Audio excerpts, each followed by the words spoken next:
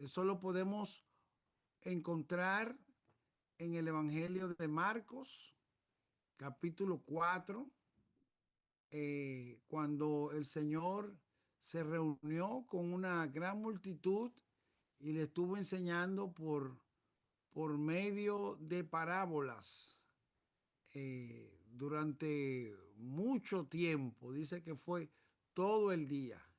Era un método pedagógico, ¿verdad?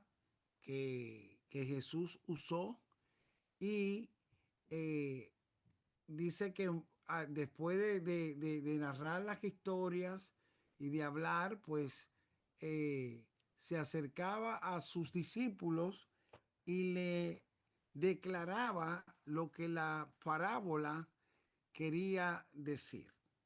Y muchos también incrédulos entendieron cuando Jesús usó cierto tipo de parábola. Hubo una parábola que Jesús usó que los fariseos entendieron que hacía referencia a ellos mismos.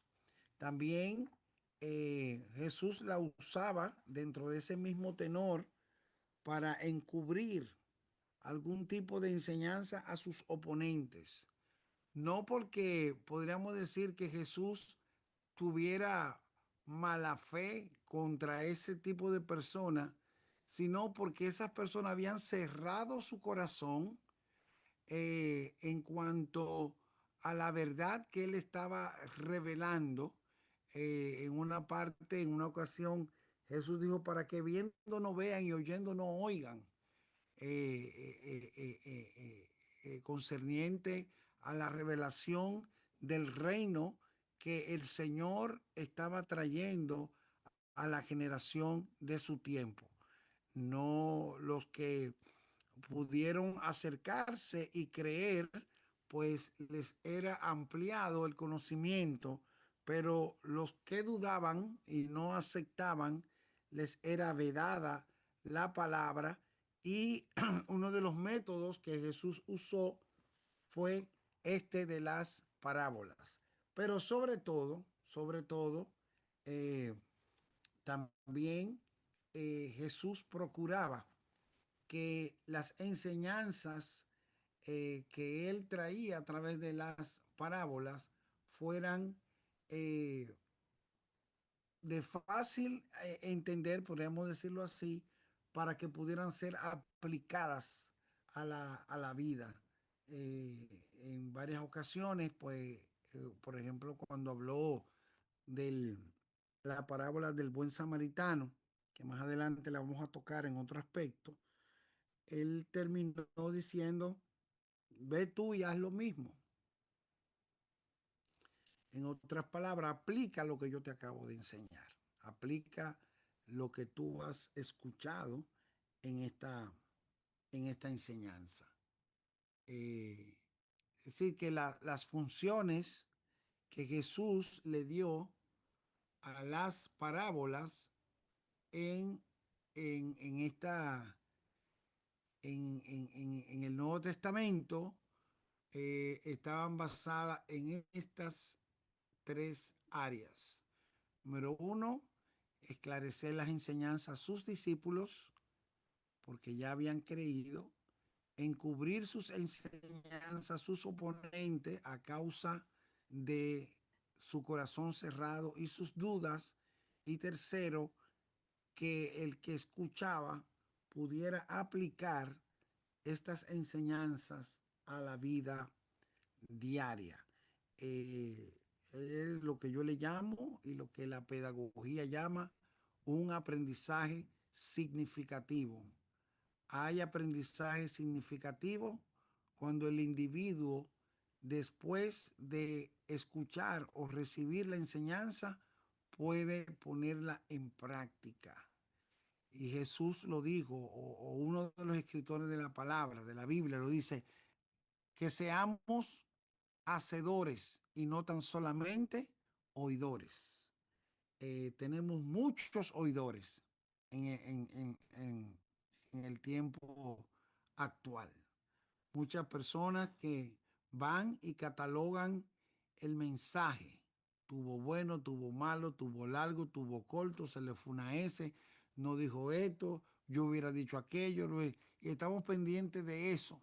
Y la parte aplicativa del mensaje se nos va, lo estamos perdiendo. Entonces, yo creo que necesitamos un despertar en cuanto a ser hacedores de la palabra y no tan solamente oidores. Eh, la vida de muchos no nos deja escuchar lo que predican. Tus acciones no me dejan oír lo que dices, porque habemos maestros muy bonitos, muy lindos, hablamos de una manera extravagante, elocuente, mas sin embargo, nuestras acciones están lejos de lo que nosotros enseñamos y predicamos. Y caemos entonces en un espíritu farisaico cuando Jesús les decía a la gente, hagan lo que ellos dicen, pero no lo que ellos hacen. Debe haber una correspondencia en lo que enseñamos con lo que vivimos. Que nuestro mayor mensaje sea nuestra vida, más que nuestras palabras. Que prediquemos y enseñemos con nuestras acciones más que usar el púlpito. Así que aplicar las enseñanzas de Jesús es sumamente importante. Ok, vamos a encontrar tres tipos de parábolas de acuerdo a, al empleo que se les hace a las parábolas. Eh, encontramos en primer lugar parábolas pedagógicas, el nombre lo dice, pedagógicas, que dan una enseñanza, enseñan algo, muestran una verdad. Por ejemplo, tenemos la parábola del sembrador, muy conocida, y hay de estas parábolas que además de ser pedagógicas, pueden tener otra tipología dentro de sí mismo. Es decir, que hay parábolas que pueden ser, pueden llevar dos o hasta las tres tipologías de parábolas. Por ejemplo, la parábola del sembrador, además de ser pedagógica, al mismo tiempo es evangelística, porque da una enseñanza, pero también revela el mensaje del Evangelio. Tenemos dentro de las pedagógicas la cizaña y el grano de mostaza, que a veces lo aplicamos de una manera eh, que no es la correcta, porque nuestra visión llega hasta un punto, y cuando digo que no es la correcta, es que hacemos más énfasis al granito de mostaza que a la función del granito de mostaza. El pastor, ¿que usted está diciendo? Correctísimo, óigame bien. Jesús dijo que si tuvieras fe como un granito de mostaza. Ahora, ¿qué se hace con el granito de mostaza? Es bien pequeño, pero es un arbusto que crece en manera de enredadera, así como la uyama. El asunto no es el granito de mostaza, sino lo que se hace con él. ¿Y qué se hace con él? Se siembra. O sea, tú tienes que tener una fe, sí, como un granito de mostaza, pero tienes que sembrarla, tienes que cultivarla y tienes que permitir que crezca.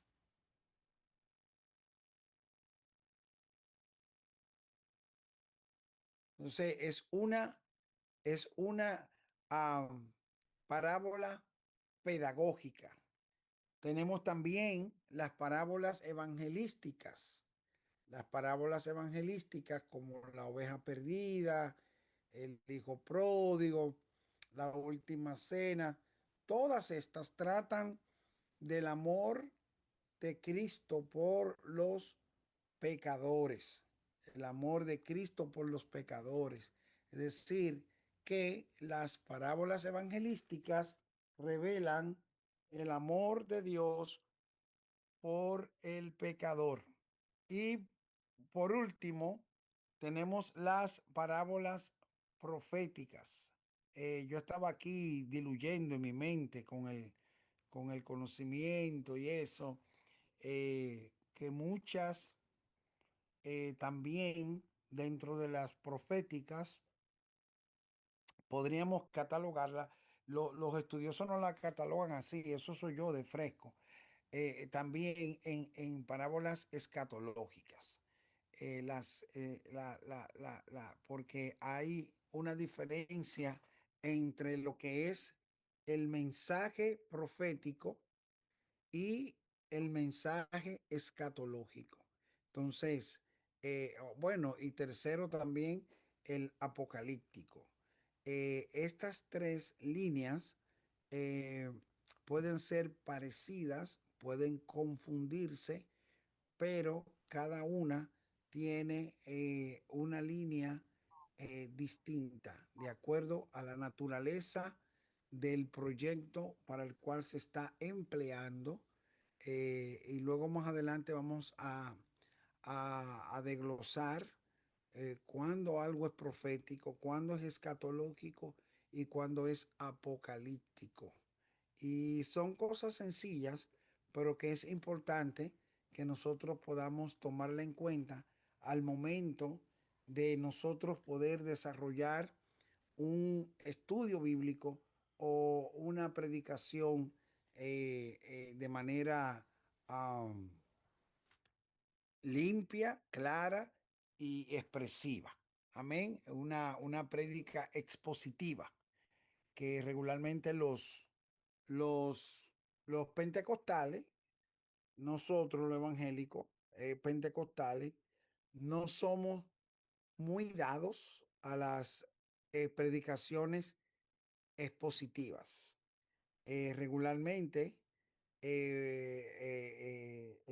usamos la temática y a veces ni muy temática, pero estamos aquí para aprender y para hacer lo mejor para la gloria y la honra de nuestro Dios. Entonces encontramos que las parábolas van a ser de tres tipos. Las pedagógicas, ya por el nombre lo dice, ya sabemos que son parábolas que nos van a estar dando algún tipo de enseñanza. Las evangelísticas y las proféticas. Luego hay, hay otras clasificaciones, enumeraciones que se le han dado a las diferentes parábolas de Jesús, pero estas son las más importantes o las que más podíamos hacer énfasis en cuanto al estudio de las parábolas. Luego ya se pueden hacer clasificaciones de acuerdo al contenido de las parábolas. Se pueden hacer clasificaciones de acuerdo al contenido de las parábolas. Y en esto, pues se pueden tomar para palabras claves o conceptos claves que se desarrollan dentro de las parábolas. Eh, por ejemplo, si hablamos de semilla, ¿cuántas parábolas o cuáles parábolas hablan en el Nuevo Testamento de semilla? Bueno, pues tenemos la del sembrador, tenemos la mala hierba. ¿Recuerdan a aquel enemigo que se metió en secreto y sembró una semilla contraria? eh, la cizaña, el grano de mostaza, la levadura. Entonces, todas estas son parábolas que hacen referencia a la semilla. También podemos ver eh, parábolas que Jesús enseñó concerniente a la naturaleza, tomando como punto de partida eh, elementos de la naturaleza, como lo fue el construir la casa sobre la arena y la roca, ¿verdad? Los tesoros ocultos en el campo, eh, la red de pescar y un sinnúmero de otras. Y así sucesivamente, de acuerdo a los conceptos, está el concepto de dinero, el concepto rey, de la familia, cuando habla de los padres, los labradores malvados, el hijo pródigo, eh, y así sucesivamente. Es decir, que hay un montón de maneras, porque le hago esta salvedad porque es probable que usted leyendo encuentre otras clasificaciones que se dan a las parábolas, pero siempre los términos generales son estos: pedagógicos, evangelístico y profético. Ya lo demás es por contenido de las parábolas que se clasifican. O, luego también podemos encontrar, por ejemplo, en Mateo, capítulo 13 en adelante, y algunos capítulos más, donde habla también de las parábolas que él hace, que Jesús dijo concerniente al reino. El reino de los cielos será semejante. El reino de los cielos será semejante. Y lo repetía. Y también muchas de las parábolas que hemos tocado, que caen dentro de otras clasificaciones, también entrarían dentro de las parábolas que Jesús dictó para hacer referencia al reino de los cielos. Estas parábolas le daban continuidad al mensaje de Juan el Bautista, ya que Juan el Bautista hablaba de que el reino de los cielos se había acercado y presentó a Jesucristo como el Cordero inmolado. El mensaje de Jesús concerniente al reino de los cielos era dándole una continuidad al mensaje de Juan el Bautista. Muy bien, ¿alguna pregunta hasta ahora, interrogante o comentario?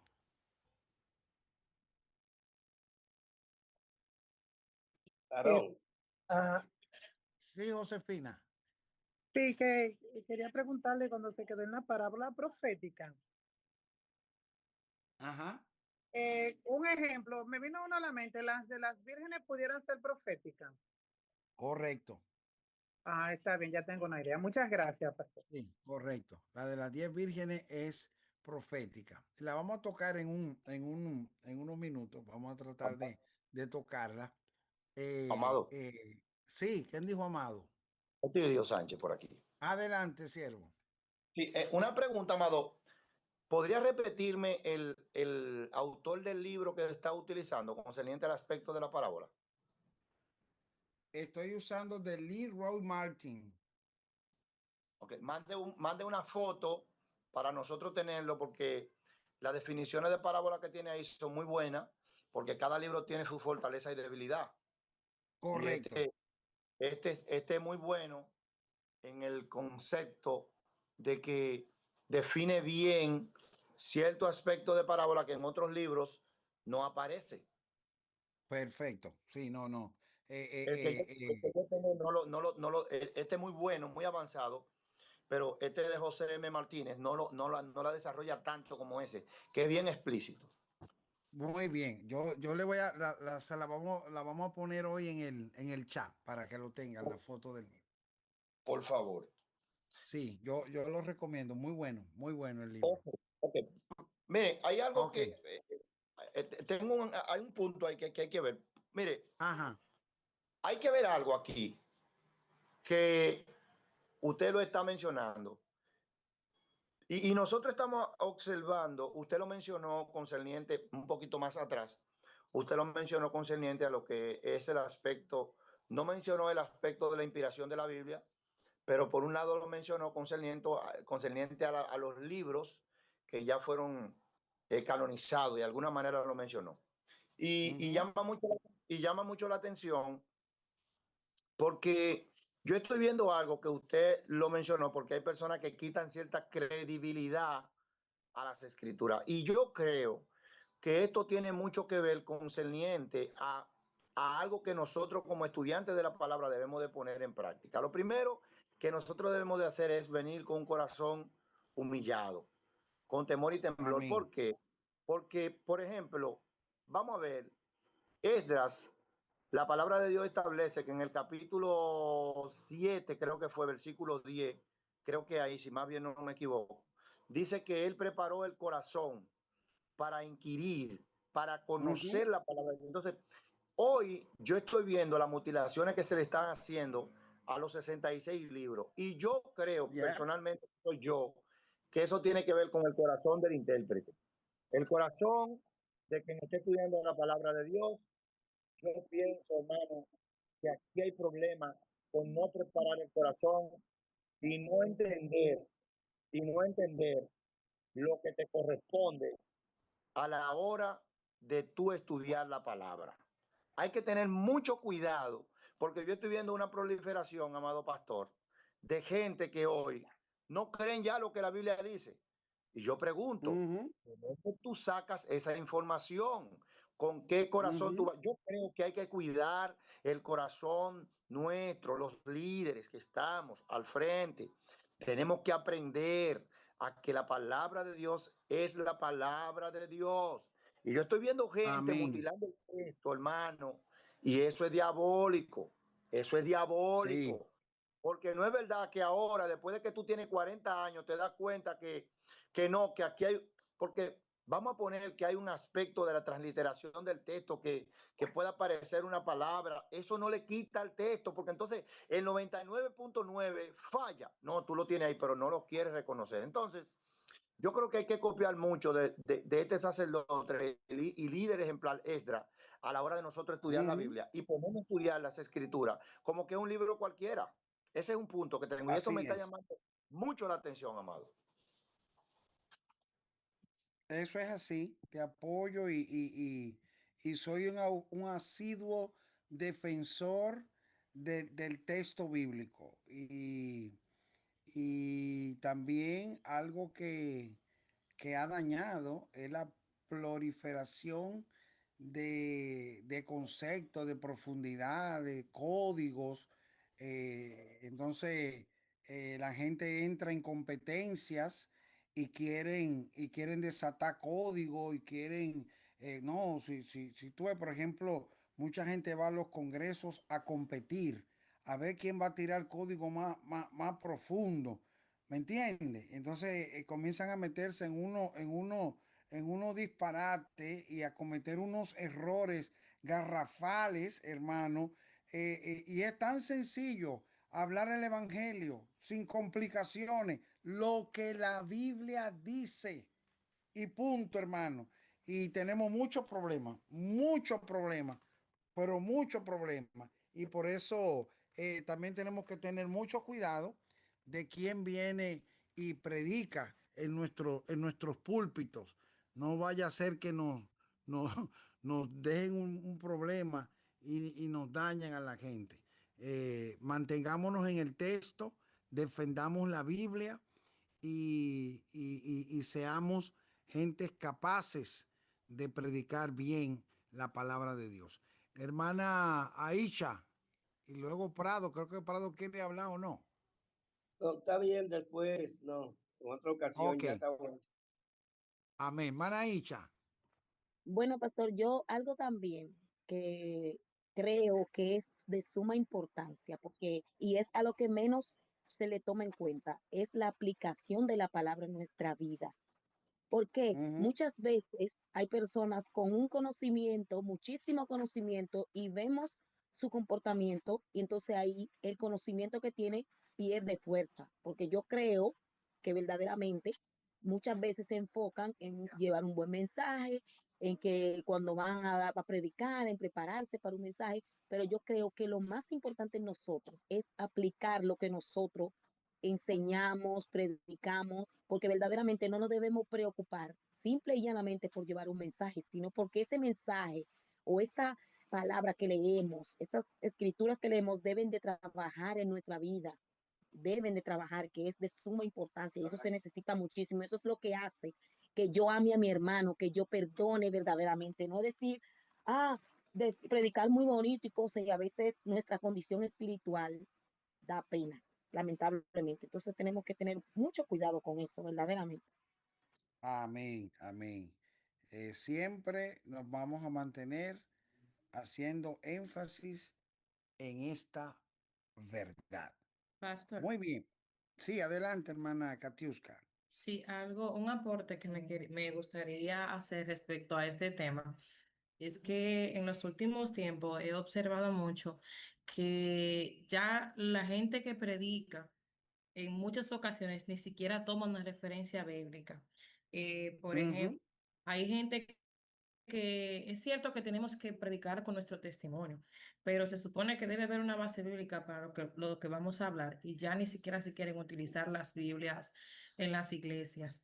Siempre van con tablets, por ejemplo, y llevan un tema ahí, ujú, pero no toman referencias bíblicas. También he ujú. observado en los últimos tiempos que los predicadores, evangelistas, los profetas están investigando cuáles son los problemas que están pululando en los aires en las iglesias y entonces Ajá, llevan mensajes emocionalistas.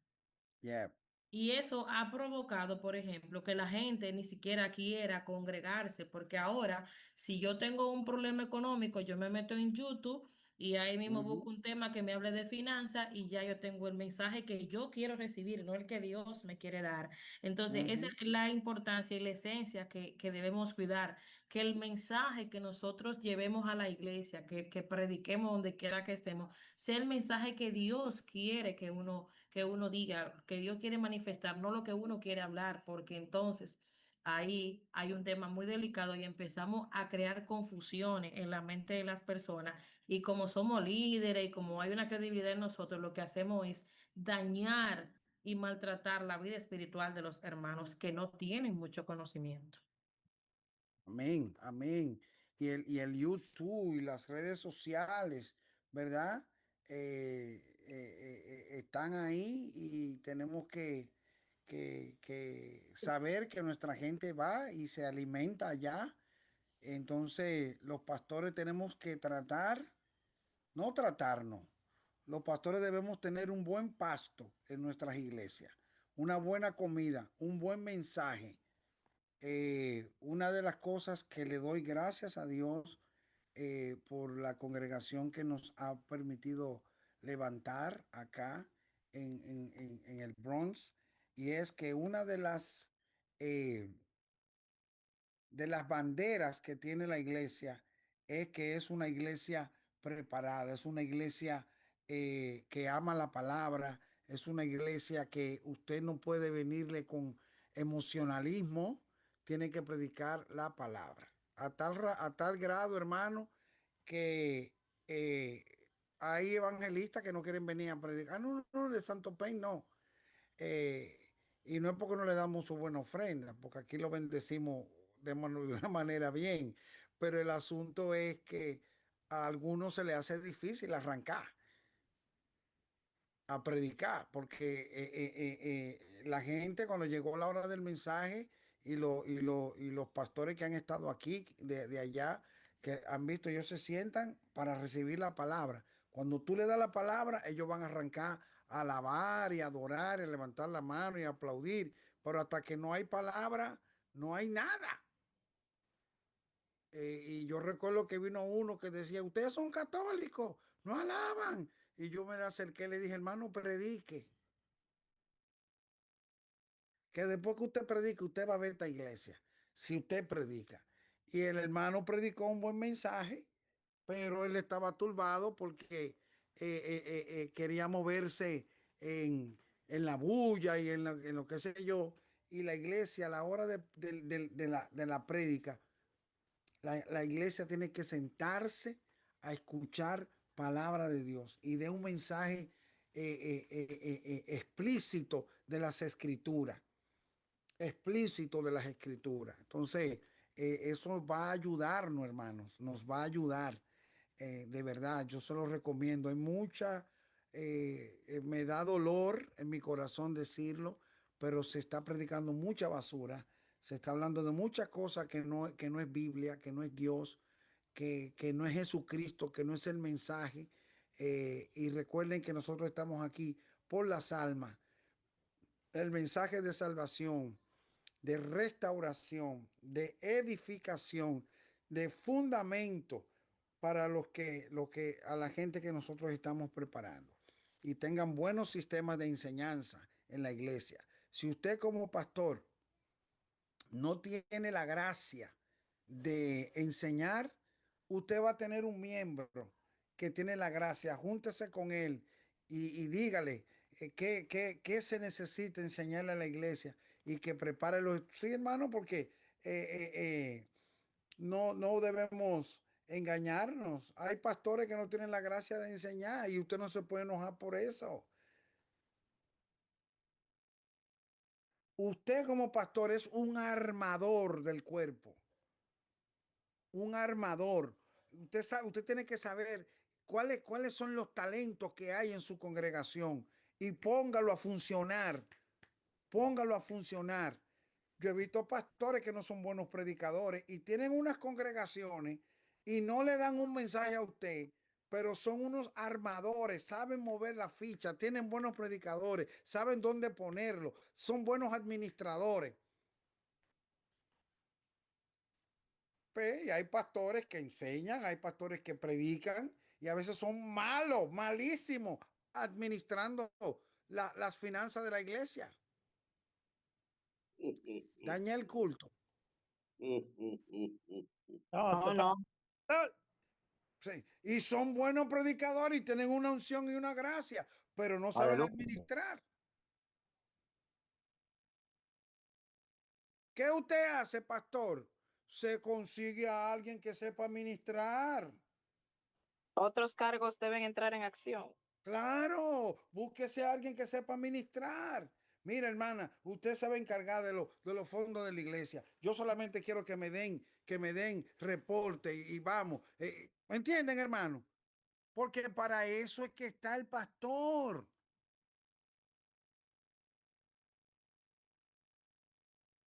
Dañé el culto, parece. No, pastor, estamos anotando para saber ahora intercesión específica. Gloria a Dios. Amén.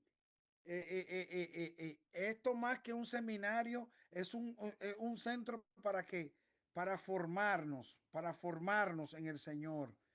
¿Ok? Y que podamos seguir para adelante y dar más en el Señor. Porque Dios nos va a dar una cosa. Mire algo que yo he aprendido. Si tú desarrollas tu capacidad en muchísimas áreas de la vida, usted va a poder administrar más y mejor. Entonces, si usted como pastor, como líder, solamente desarrolla la capacidad de administrar para 50, si usted no rompe su mentalidad, si usted no se capacita más, olvídese que usted no va a pasar de 50. Cuando le llegue el 51 y el número 52, usted mismo lo agarra por la mano y lo bota. Lo saca de la iglesia. Porque tu capacidad es para 50.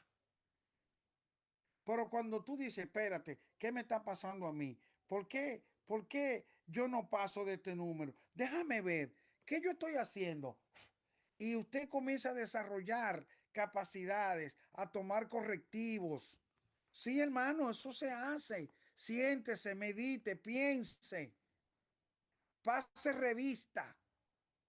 ¿Qué hice mal? ¿Qué no hice bien? ¿En qué me desgasté? Porque a veces nos desgastamos ministerialmente hablando. Algo que yo los líderes en la iglesia siempre me lo han dicho. Me dicen, no, pastor, usted tiene que tomar su día para usted descansar, usted botar el estrés, no coja teléfono ese día, descanse, olvídese de todo. Pero nosotros entendemos que ser pastores, tenemos que estar todo el tiempo ahí, y la familia cayéndose. Y me encontré con un pastor adventista y me dijo, no, usted sabe que los pastores adventistas tenemos una ley. Digo, sí, ¿cuál es esa ley? Y me dice, ustedes los pentecostales, por eso que se desgastan mucho. Me dice, la ley es que los lunes es el día del pastor. Ese día el pastor no coge teléfono, el pastor no visita, el pastor está tranquilo. ¿Y qué hace el pastor? Él me decía, coge un lunes para la esposa, coge un lunes para los hijos, coge un lunes y se va por ahí a jugar domino o se va a pasear y camina y el otro lunes es otra cosa, pero el lunes es el día de él. ¿Cuál es tu día, pastor? ¿Qué día tú descansas?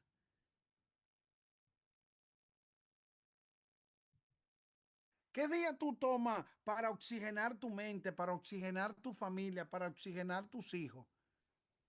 Para salir por ahí a caminar. ¿Cuándo fue la última vez que usted salió a caminar con su esposa? Usted solo por ahí se fue. Y le digo eso a los líderes también.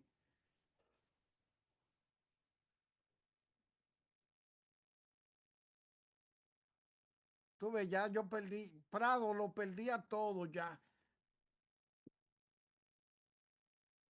Alaba. Aquí estamos, Pastor, aquí estamos. Estamos aquí, Alaba. estamos aquí, pasando. estamos Ok, aprendiendo. ok, qué Dicho, bueno, pastor. qué bueno. Líderes, tomen su tiempo de reposo. Pastor, proceda a impartir la misma clase en todas las iglesias. Muy bien, muy bien. Gloria a Dios. Yo estoy pensando en un libro, pastor, en un libro. Ay, santo. Es así, mis amados. Y lo he ido aprendiendo. Y yo quiero lo que estoy aprendiendo, compartirlo con ustedes y compartirlo con los ministros, que podamos crecer, que podamos, si nos desgastamos, un ministro cansado no es lo mismo que un ministro con su brío, con su fuerza, haciendo ejercicio, bien comido, bien educado, bien preparado, bien orado.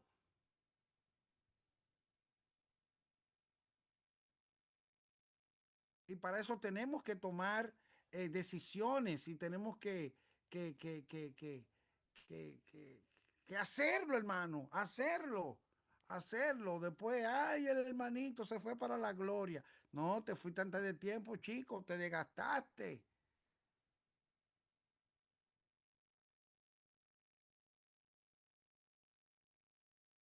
Así que Dios nos ayude y que nosotros podamos seguir aprendiendo. Hermana Lucía de Jesús, allá en San Pedro de Macorís. Sí, buenas noches, pastor. Dios le bendiga a todos. Amén. Eso yo le estuve diciendo a una persona, porque todos los días, el lunes era lunes de algo, el martes oración y estudio, el miércoles la calle, el jueves esto, el viernes aquello, el sábado. Y yo le dije, pastor, ¿y qué día usted descansa? ¿Qué día usted coge para su familia? Uh -huh. Porque era todos los días, de No, lunes no. a lunes. Y Después yo decía, otra oye, vez nos vimos y no. yo conversé con él y me dijo que tiene los lunes para la familia. Amén. Gloria a Digo, Dios. gloria a Dios. Gloria a Dios. Eso es definitivo. Eso hay que hacerlo. Muy bien, mis hijos. Vamos a ir avanzando. Yo ni tengo hora, ni sé por dónde andamos. Vamos a ver las directrices para entender las parábolas. Tenemos que seguir, por lo menos le voy a dar 4 directrices. No voy a entrar en mucha profundidad para que no se aburran del pastor y podamos terminar a tiempo. ¿Cuáles directrices son fundamentales? Número uno, estudiar los antecedentes históricos y culturales de la parábola. Antecedentes históricos y culturales, muy, pero muy importante. El entorno histórico y cultural en el que Jesús usó las ilustraciones de la vida cotidiana en aquel entonces, comprendían, la gente que lo escuchaba comprendían de inmediato lo que él estaba hablando. Díganme ustedes, cuando él habló del sembrador, él estaba hablando a agricultores. Amén. A agricultores que conocían lo que era sembrar, que conocían, que sabían lo que era terreno, entendían lo que Jesús le estaba hablando. Yo recuerdo que en una ocasión me tocó apoyar a un hermano que estaba levantando una obra en Sabana de la Mar y vamos a dar una campaña al aire libre. Y yo decía, Señor, ¿qué mensaje yo puedo dar para predicar, traer, porque se predicaba y la gente no prestaba atención? Había, ¿sabes que esas eran gente de la señorita Lupina y qué sé yo? Y recuerdo que el Señor me guió y prediqué acerca de la pesca milagrosa, capítulo 5 del Evangelio de Lucas. Y me nutrí, me eduqué, me preparé, busqué información de qué era la pesca, de cómo se pescaba. Y cuando yo comencé a hablar de la pesca, de cómo se pescaba, de cómo la gente, el pescador salía al mar, los tipos de embarcaciones, los tipos de pesca, la pesca con redes, la pesca con anzuelo, la pesca con jaula, y comencé a hablar de todo eso y de los diferentes peces y de cómo se conseguían. Hermano, la gloria del Señor, la atención del barrio entero fue captado por ese mensaje. ¿Pero por qué? Porque estamos hablando de Sabana de la Mar. Era un pueblo de pescadores. Y yo comencé a hablarle de lo que ellos sabían, de lo que ellos conocían. Y le estaba hablando de un pescador fracasado, como lo fue Pedro, que pasó toda la noche tirando la red y no había conseguido nada. Muchos de esos hombres se vieron en esa misma condición. Y esa noche fue la noche que más personas se convirtieron, pasaron llorando a arrepentirse, a convertirse al Señor. Se le habló en su idioma, se le habló en su lenguaje, se le habló en una vivencia que ellos entendían. Bendito sea el nombre del Señor. Y hay cosas que como predicadores el Espíritu Santo nos va a revelar, pero hay otra que usted como buen predicador debe conocer del área donde usted va a ministrar, donde usted va a predicar. Por eso a veces encontramos predicadores, especialmente al aire libre, o si vamos a evangelizar, que en vez de la gente ser bendecida, se sienten ofendidas. Y llega un momento en que la palabra te puede ofender, pero una ofensa que te lleva a reconocer tu condición delante de Dios, y puede llevarte al arrepentimiento.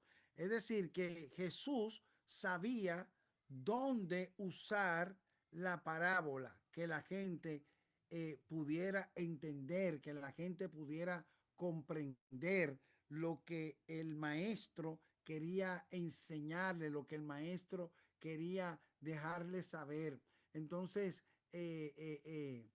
Jesús usaba las parábolas correctas. Entonces, cuando usted va a estudiar una parábola, vea el antecedente, cómo era la vida donde Jesús estaba usando esa parábola. Por ejemplo, cuando hablaba de los talentos, cuando hablaba de los denarios, ¿qué es eso?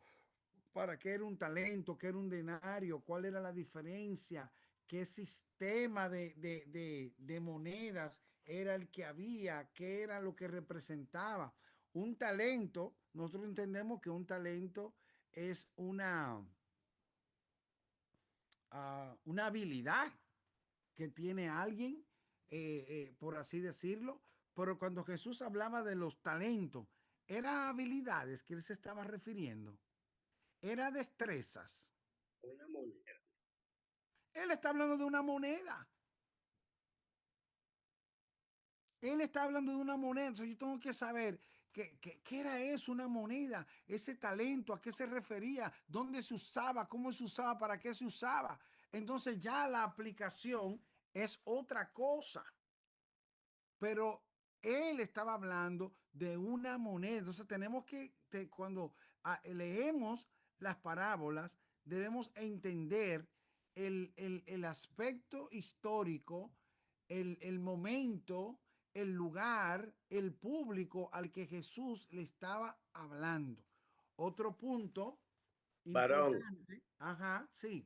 y si es posible, con relación a la moneda, se Ujú. puede retrotraer de ese tiempo acá, tenemos recursos para hacerlo, eh, mostrar la equivalencia de esa moneda con una Correcto. de las monedas que funcionan hoy. Correcto. Por ejemplo, hay un concepto, por ejemplo, de camino de un día de reposo. ¿Qué es eso? Camino de un día de reposo. Hay un concepto en la Biblia. Ah, no, estaba a la distancia de camino de un día de reposo. Ujú. ¿Qué es eso? Era lo, ujú. Ajá, era lo, díganlo, Prado. era lo más lejos que ellos podían caminar con algo encima. Correcto. Había una distancia determinada que en el día de reposo era lo que era hasta dónde podían caminar. De hecho, todavía, por ejemplo, acá en Estados Unidos, en diferentes ciudades judías, se le llama ciudades judías a las comunidades donde viven ciertas cantidades de judíos. Y en esas ciudades judías, ellos establecen sus sinagogas, que es donde ellos van y realizan el día sábado su lectura de la Torá y demás. Como ellos no pueden manejar, porque no pueden manejar en el día de reposo, el día sábado, esas sinagogas están a la distancia de un día de reposo. Es decir, a la distancia que ellos pueden caminar para ese día. Entonces, todas las casas están alrededor a esa distancia máxima a la cual no pueden exceder. Y cuando usted lee ese texto o lee esa expresión, ya usted está sabiendo que es la distancia determinada para poder caminar, el máximo que se puede caminar en el día de reposo, de tal manera que no violente, que no rompa los linderos del día de reposo. Y hay otros conceptos que no, el que está en la azotea no baje. Por ejemplo, una parábola que Jesús está hablando, el que está en la azotea no baje. Uno estará en el campo, ¿de qué está hablando? Dos estarán en una cama, uno será tomado, el otro será... ¿De qué está hablando? Hay aspectos de la vida judía, de la vida en esos tiempos de Israel, ¿verdad? Que es lo que Jesús está hablando y que quien lo está escuchando está entendiendo claramente la parábola, aunque quizás no entienda la aplicación que Jesús le está dando, pero está entendiendo la historia que le está hablando. Bien, seguimos.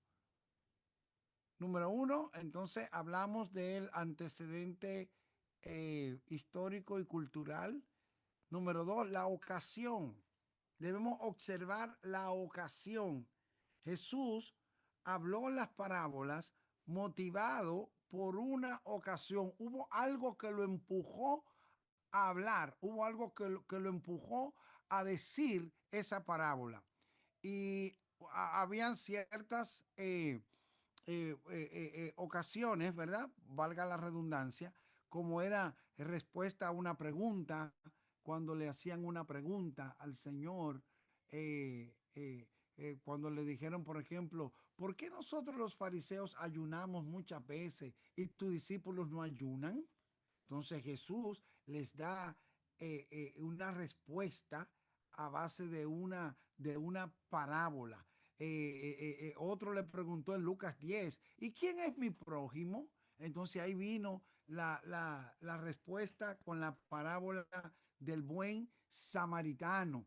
Y así sucesivamente, usted puede darse cuenta que muchas de las parábolas fueron provocadas, por así decirlo, por una pregunta que se le hizo al Señor. En otras ocasiones no fue una pregunta, sino una petición. Alguien le hizo una petición al Señor y él, basada en la petición que se le hizo, pues comenzó a desarrollar una parábola.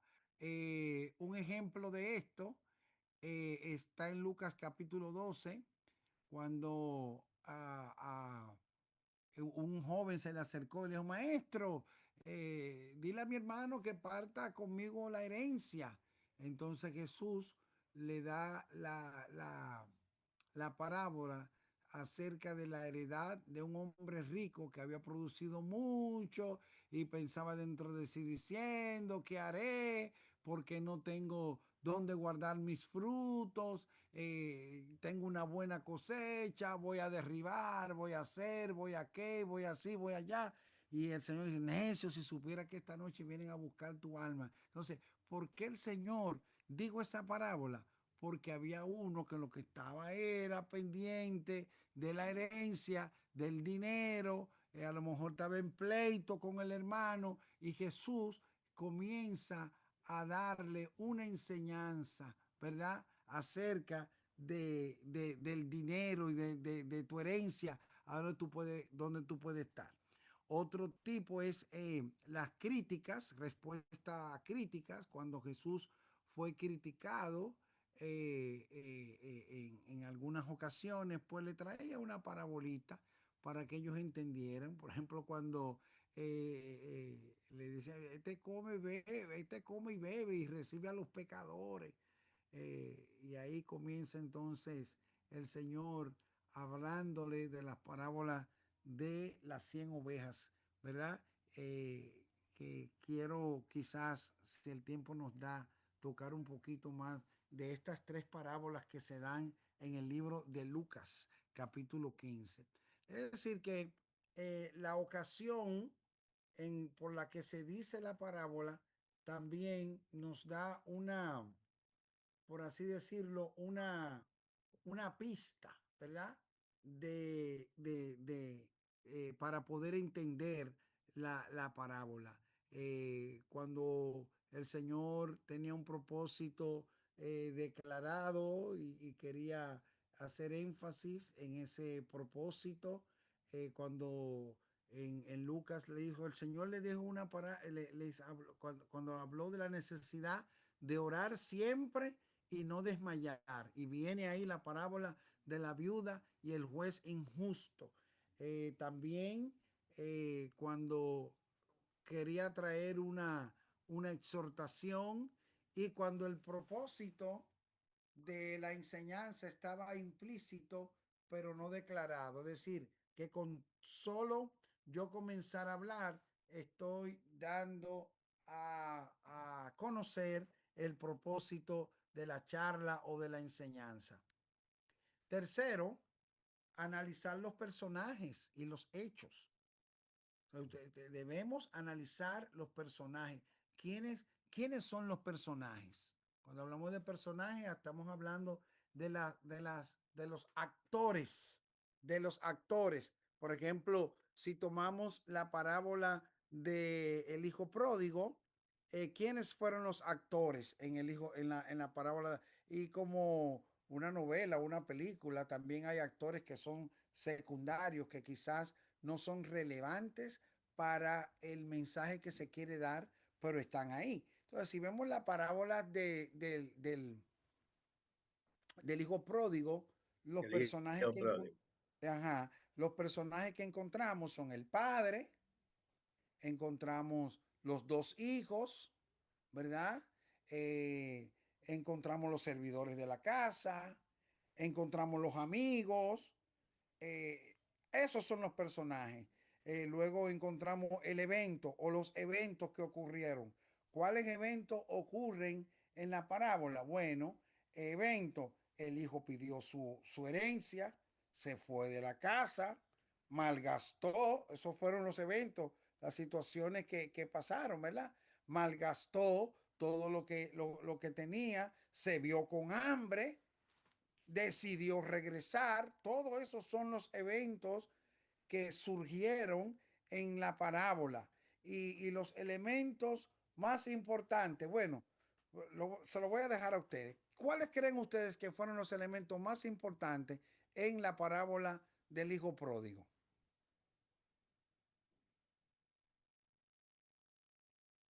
Hello. Que reconoció sus errores y volvió a la casa de su padre. Muy bien, correcto. Reconoció su error, volvió a la casa de su padre. Perfecto. Eso es determinante. Y volvió con Espérate que se mucha me fue. humildad. Mucha Pastor, humildad. Hermano Prado, sí. Sí, pastor.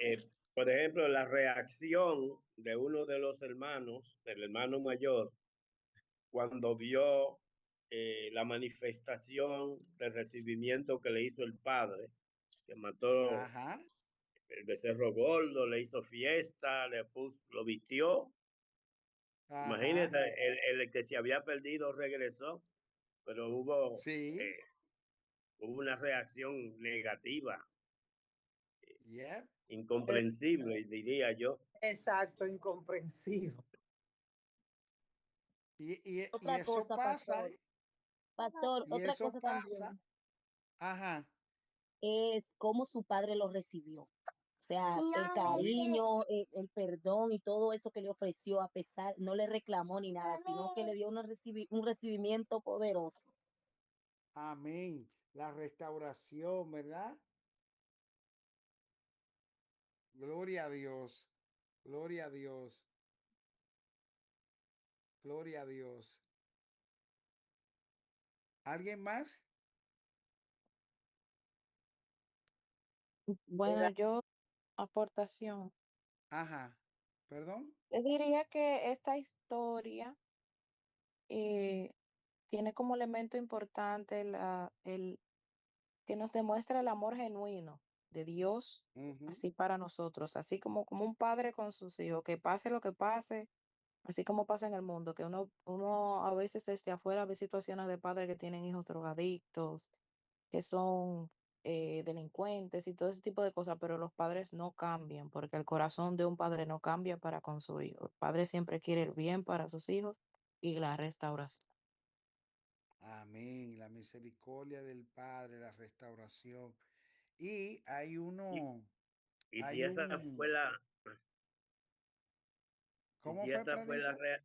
si esa fue la reacción tan bella de un padre humano, si nosotros Ujú. lo comparamos, imagínense lo que podemos esperar nosotros de Dios, que es santo y puro. Eso es así. Eso es así. Y hay También una está verdad. Pastor, la Hermano pastor. reacción Biblio. del hijo Sí, estaba ahí, una reacción negativa. Amén. sí. Gloria a Dios. Biblio, vamos a También hablar de esa reacción hay algo, negativa. Ajá. sí. El desconocimiento del hijo. del hijo que estaba en la casa, del conocimiento de él, de que lo tenía todo ahí y que podía disponer de él, de eso. Ese es el hermanito mayor, el hermanito mayor. Sí, exacto. El que reaccionó de manera negativa. Y nosotros bregamos con eso a cada rato porque tenemos los hermanos mayores en nuestras iglesias que cuando llegan lo que... yo meditaba en esta semana, después de escuchar una prédica, que hay veces que tenemos ese espíritu en nosotros tan arraigado de manera negativa que somos como los fariseos que preferimos ver a Lázaro muerto y no resucitado. Ellos dijeron, hay que matarlo otra vez. Mirando, ajá. mirando la reacción del hermano y buscando, ¿verdad? Algo positivo en él, en el sentido de que él entendía que tanto que él trabajó, que tanto que él estuvo ahí, siempre estuvo con su padre. Literalmente a él no se le hizo nunca un reconocimiento. También, o sea, él veía también una injusticia con relación a ese comportamiento de su papá, que ahí entra lo que es la incomprensión. Entonces también es igual que Marta, como se fue a quejar, ¿verdad? Donde Jesús, porque María estaba en sus pies. Entonces a veces la gente nos quejamos y vemos cosas que solamente el Padre la ve en nosotros. Y es donde el Señor quiere llevarnos. Amén. Es donde el Señor quiere llevarnos. Muy bien, mis hijos. Vamos antes que se vaya la luz. Ok. Entonces, Ya ahí se fue. ya se fue. Ay, alabado sea Dios. Bendito Dios. Entonces, cuando observamos siempre la parábola, lo más lindo y lo más dulce es cuando usted se puede sentar, determinarlo, escríbalo, los personajes, cuáles fueron los eventos que sucedieron y los elementos más importantes. Cuando usted hace eso, ya usted tiene un mensaje poderoso con la ayuda del Espíritu Santo. No solamente lo leyó, lo analizó, lo pensó, le hizo hermenéutica de cualquier texto, hermano. Cuando usted le hace la hermenéutica, cuando usted lo razona, cuando usted lo piensa, cuando usted le busca lo que tiene que buscarle, usted de cualquier texto usted trae el mensaje cristocéntrico para bendición de los que escuchan. Gloria al nombre del Señor. Y por último ya, investigar el contexto del pasaje. ¿Por qué esto es importante? Investigar el contexto del pasaje, el contexto literario, porque existe no voy a decir la probabilidad, no, está ahí. La explicación de la parábola está ahí. Todas las explicaciones de la parábola, Jesús la explicó, todas las parábolas que él dio. Y simple y llanamente, pues nosotros tratamos de encontrar dónde está esa explicación. Por ejemplo, hay siempre la toco porque regularmente tratamos de aplicar o de interpretar esa parábola a la iglesia. La podemos aplicar, pero la interpretación Jesús la dio. Hablo de la parábola del trigo y la cizaña. Y comenzamos a decir, aquí hay cizaña, y el Señor dijo que lo dejen crecer juntos y están en la iglesia. Esa es la aplicación que usted le está dando, pero esa no es la interpretación. La interpretación correcta Jesús la dio. Jesús dijo, le voy a explicar a ustedes lo que significa la parábola del trigo y la cizaña. Usted lo busca, que está ahí en la Biblia. Y él le dijo, el campo es el mundo.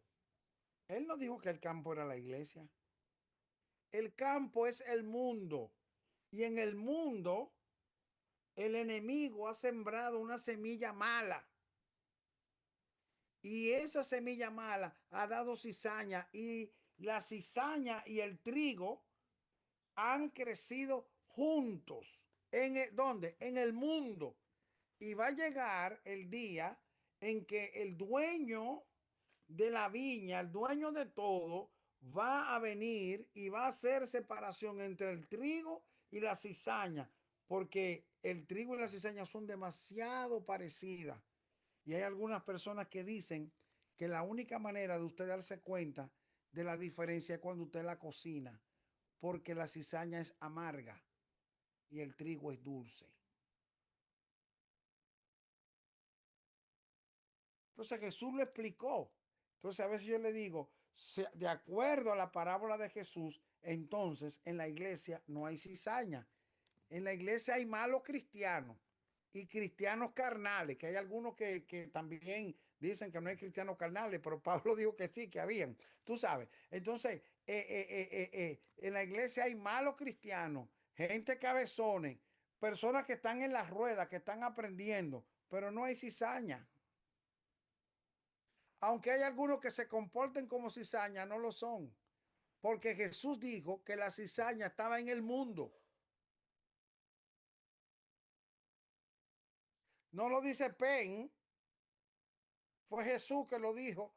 Ahora, si tú quieres seguir enseñando y diciendo que en la iglesia hay cizaña, bueno, pues entonces tú vas a quitar esa parte que Jesús fue. Porque fue Jesús el que dijo la parábola. También la explicó. Él explicó la parábola del sembrador. Y si usted busca cada una de las parábolas, se va a dar cuenta que Jesús le dio la explicación de cada una de las parábolas. Dañé el culto esta noche otra vez.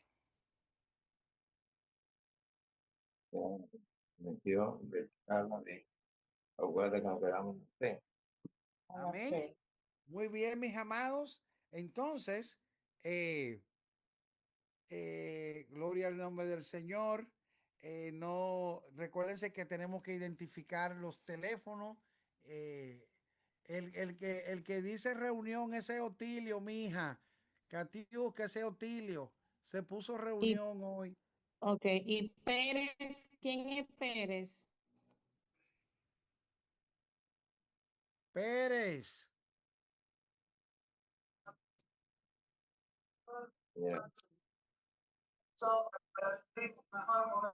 Bueno, Pérez, a Pérez se le fue la luz, parece. El hermano Pérez. Ay, Padre.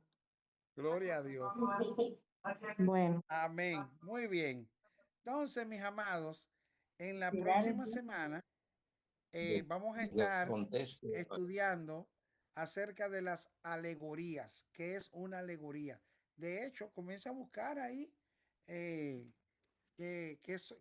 son las alegorías y cómo Jesús las enfocó. Amén. Y vamos a ver también el tipo, lo que era un tipo, y tal vez hablemos un poquito del antitipo y la narrativa. Entonces, por esta noche, ya no lo voy a cansar más, ya el pastor habla mucho. Vamos a abrir nuestras camaritas. Pastor, repita la asignación, por favor. Okay, ¿Qué son las alegorías? Alegoría, tipo y antitipo. Presente, me voy, tengo sueño. Tranquila, ya se va Miguelina. Tipo y antitipo, ¿usted dice? Correcto, Okay. sí. Bien, así que abran sus camaritas para que ya se vayan a dormir. Gloria al nombre del Señor.